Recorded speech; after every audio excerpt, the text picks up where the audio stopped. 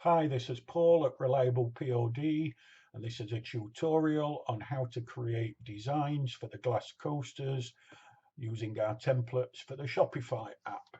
So the first thing you need to do is download a copy of the template. To do that, pop across to our website, find the product that you're looking for, and scroll down to the template section. Here you'll see an overview of the size of the image you should create and the resolution. And also there's a link there to download the template. There's also a video there that shows you how to create the design as well. If you scroll further down, you'll find that there are some free mock-ups on there for you to use to create artwork for your website and for Facebook and any advertising that you do. And if you haven't used product mock-ups before, there's a video there showing you how to use them. So download the template, open it up in your graphics program. I'm using Photoshop.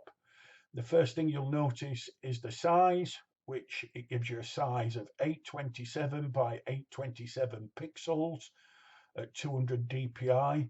Please note this is pixels and not millimeters. And also note that when you're creating your design to upload, it has to be exactly that dimension. If you're 1 pixel out, it won't allow you to upload. So either create your design exactly to this or use the template and that will work for you. And you'll also note we've got the blue area, which is what we refer to as the critical design area. Anything that you place here on your design will definitely be printed.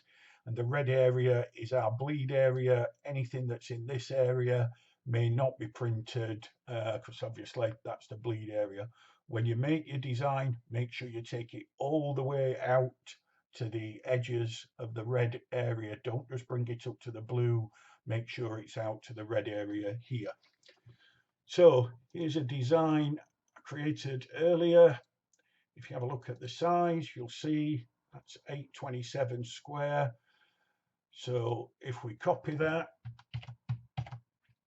and then if we paste that on, that fits the area perfectly. If you want to check the parts of the design that might be missing with the bleed area, just go down to this layer, find the opacity switch there, lower that down to about 40%, and you'll be able to see just what parts of the image will be missing. It's not too critical on something like a glass coaster because there's only a small bleed area. Once you're happy with that, make sure you pull the opacity back up to 100%, save it as a JPEG, and simply upload it into the Shopify app. Thank you very much. Cheers. Bye-bye.